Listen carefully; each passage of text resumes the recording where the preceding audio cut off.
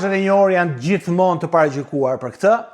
E lëm seksin anash, aty nuk është garë në OnlyFans. Aty është garë për Big Brother, mblidhen SMS për të fituar para në fund fare gati 200.000 euro. Por, në qoftë se në vendin e dytë ne do linim lëndrimin.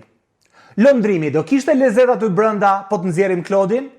Po anasjelltas, ç'a do bënte Klodi pa lëndrimin? Imagjinoni pak, Klodi pa ngacmimet e lëndrimit është inekzistent. Por nga ana tjetër, lëndrimi me performancat e tij, me gjithçka që thot, po si i mbështetur te Klodi gjatë gjithë ditën, edhe fizikisht, edhe moralisht, edhe mendërisht, dhe si lojtar, do kishte jetë gjatësi, kështu që në vendin e tretë, këtë vendosim aty.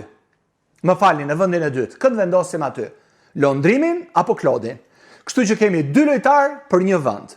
Nga ana tjetër, unë po përmend Tonin, emrin e djalit i cili bëri buj sepse pati një afrim me Bia Kalifën, erdhi modele në OnlyFans, erdhi babai, u tërhoq babai, i tha afro me Elionën, një vajzë e cila ka shumë fan base edhe pse është shumë e vogël në moshë, gati 18-19 vjeçë, pra ka një histori shumë të ngatruar familjare, tragjike, më thash, pra ka një story telling mbrapa shumë të fortë.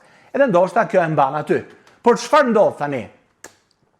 Toni nga zgjoja pretendon për vendin e tretë në 5 vendet e para të Big Brother VIP Kosovës. Do thoni ju pse. Toni ka mundësi të luajë një telenovel shumë të bukur atje. E para të kundërshtoj babain dhe të afrohet prap me Bia Kalifën.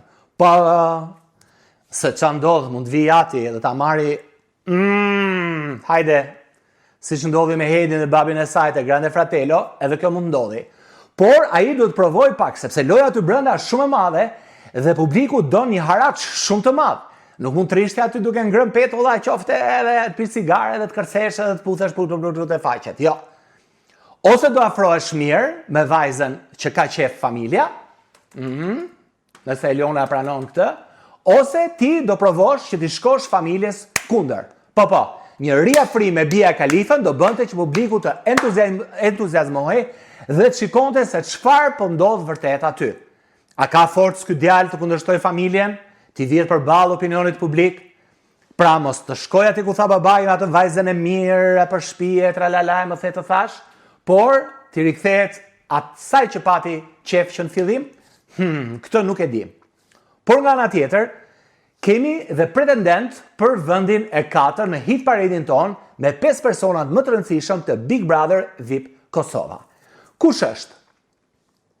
Është e vërtet, loja e Edit ka rënë. U donte Dolçja patjetër aty, që Edi të ngrihet edhe një herë në kuotat e fillimit që ishte,